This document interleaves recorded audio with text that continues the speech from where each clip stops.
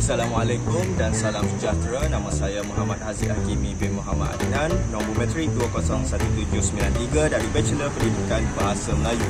Hari ini saya akan membuat laporan 2 minggu saya menjalani kursus pengalaman awal di sekolah di SMK Seri Gunung.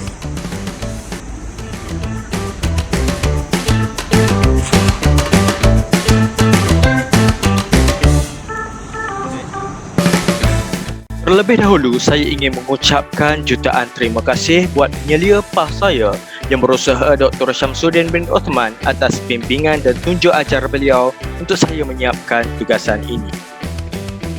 Baiklah, yang pertama adalah latar belakang sekolah. Sejarah awalnya, SMK Seri Gunung diberi nama Sekolah Menengah Aneka Jurusan Gunung. Sekolah ini dibuka pada awal Januari tahun 1965 dengan menumpang sesi petang bangunan Sekolah Kebangsaan Gunung. Perubahan Sekolah Menengah Aneka Jurusan Gunung ini dirancang oleh Menteri Pelajaran pada waktu itu, iaitu YB Encik Mohamed Khairi Johari. Pada peringkat awal penubuhannya, jumlah murid adalah seramai 76 orang dengan 3 orang guru. Guru besar ataupun pengetua yang pertama ialah Allahyarham Encik Abdullah bin Nawi dan dibantu oleh 2 orang guru dari Pusat Latihan Daerah RTC iaitu Encik Suhaimi bin Yusuf dan Encik Daud Elias Zakaria bin Yaakob.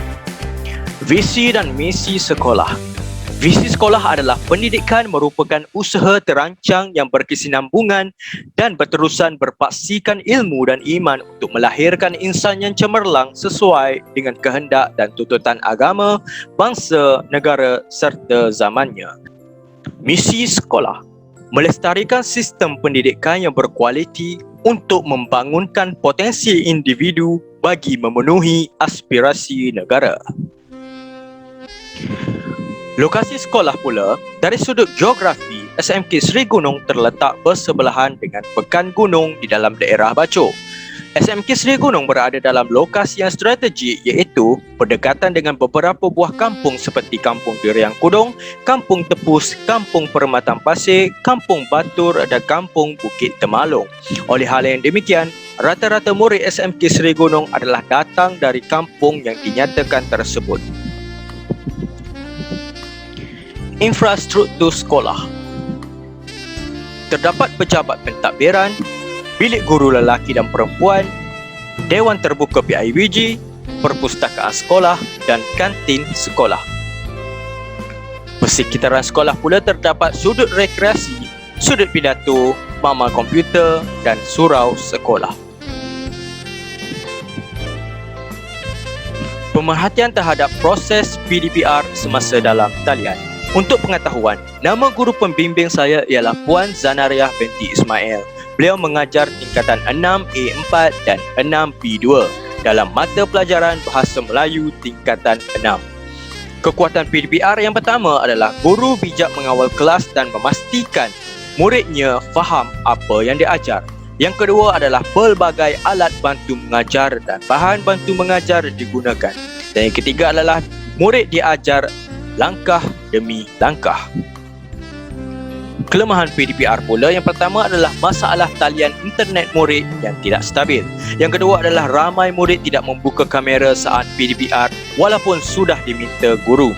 Dan yang ketiga adalah tidak semua murid terlibat secara menyeluruh di dalam PDPR. Kemudahan ABM dan BBM. Guru pembimbing saya menggunakan BBM YouTube, buku teks dan juga nota bahasa Melayu daripada Cam Scanner.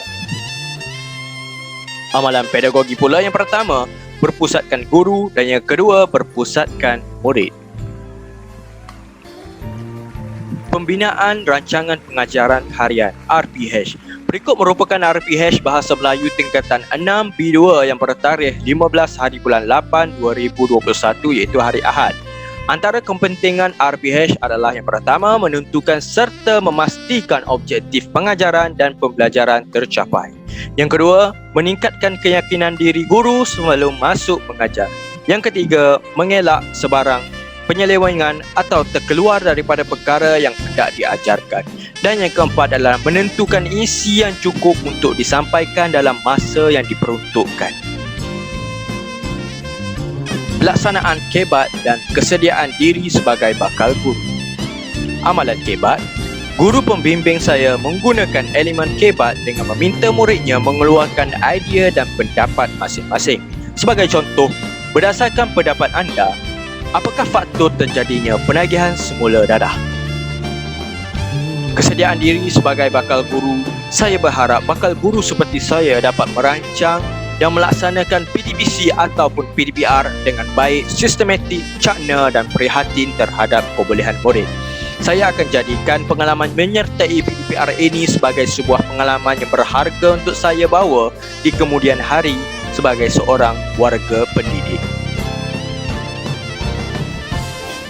Refleksi terhadap aktiviti co-curriculum. Sepanjang saya menjalani kursus PAS selama 2 minggu di SMK Seri Gunung, pihak sekolah telah melancarkan majlis pelancaran Bulan Kebangsaan dan Kibar Jalur Gemilang. Program ini merupakan program tahunan yang wajib disertai oleh guru dan murid.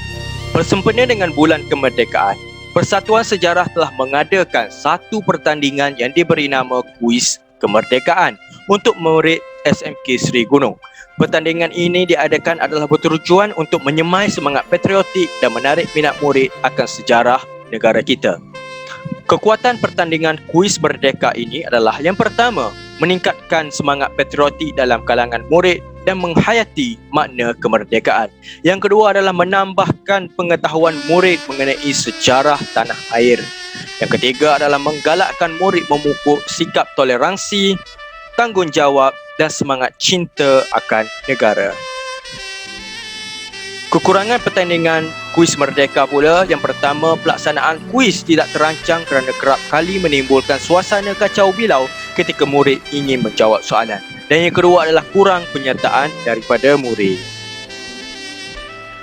Proses pengendalian pertandingan kuis merdeka. Murid diberi arahan supaya membuka kamera dan menutup mikrofon terlebih dahulu serta bersedia. Kemudian, guru akan membaca soalan kuis dan murid diminta memberi sepenuh tumpuan dan tidak berbuat bising. Kemudian, murid diminta untuk menekan butang raise hand, iaitu angkat tangan, dan membuka mikrofon sekiranya ingin menjawab soalan kuis.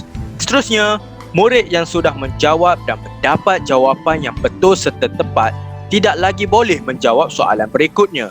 Dan yang terakhir, murid yang dapat menjawab soalan kuis dengan betul dan tepat akan mendapat ganjaran sebanyak RM20 bagi setiap satu soalan dan boleh dituntut di Pondok Keselamatan Sekolah. Kepentingan co-curriculum terhadap profesionalisme keguruan. Yang pertama adalah guru akan membantu menggalakkan muridnya dan memberi motivasi serta hala tuju yang betul terhadap minat, kebolehan murid di dalam bidang yang diceburinya. Kedua adalah guru mengajar murid ilmu berkaitan dunia luar dari bilik darjah. Sebagai contoh, aktiviti co-curriculum sememangnya banyak tertumpu kepada penerapan kemahiran insaniah dalam diri murid dan membentuk jati diri murid. Refleksi terhadap budaya sekolah dan budaya kerja. Kekuatan budaya sekolah yang pertama adalah budaya instrumental yang diamalkan bagi meningkatkan kesungguhan murid dalam mencapai cita-cita dan masa hadapan yang cerah. Yang kedua adalah budaya ekspresif. Budaya ini diterapkan bagi menjadikan mental, emosi dan rohani murid tidak dalam tekanan. Kelemahan budaya sekolah adalah murid masih tidak jelas akan hala tuju mereka kerana tiada rujukan yang dijadikan contoh yang utuh. Kekuatan budaya kerja. Yang pertama adalah budaya memahami dan menghayati falsafah pendidikan negara, falsafah matlamat dan objektif sekolah. Yang kedua, budaya mementingkan mutu dan kesan pendidikan. Dan yang ketiga, budaya kerja adalah ibadah. Kesemua budaya ini memberi kelebihan iaitu dapat dijadikan contoh. Kesemua budaya ini dapat dijadikan contoh buat murid dan kemudian mengeratkan lagi hubungan silaturahim antara guru dan mewujudkan suasana kerja yang selesa dan baik. Kelemahan budaya kerja pula, tiada kesepakatan yang jitu antara guru arus perdana dan guru tingkatan 6. Pelaksanaan budaya sekolah. Budaya instrumental, guru akan memberi semangat buat murid untuk terus cekal dan bersungguh-sungguh dalam mengejar masa hadapan. Budaya ekspresif pula, guru akan merancang dan melaksanakan sesuatu aktiviti atau program bagi mengurangkan tekanan minda murid dan guru seperti program kerohanian. Pelaksanaan budaya sekolah. Budaya yang pertama adalah budaya memahami dan menghayati falsafah pendidikan negara, falsafah, matlamat dan objektif sekolah. Jadi, guru akan membantu murid mendapatkan pelbagai ilmu baharu setiap hari walaupun terpaksa melalui kelas maya. Kedua adalah budaya mementingkan mutu dan kesan pendidikan. Jadi, guru mengamalkan kerja secara bermesyuarat dan berpasukan bagi mendapatkan hasil yang lumayan dan cemerlang. Yang ketiga adalah budaya kerja adalah ibadah. Guru melaksanakan tugasan yang diberikan dengan ikhlas tanpa mengharapkan balasan yang setimpal daripada pihak atasan.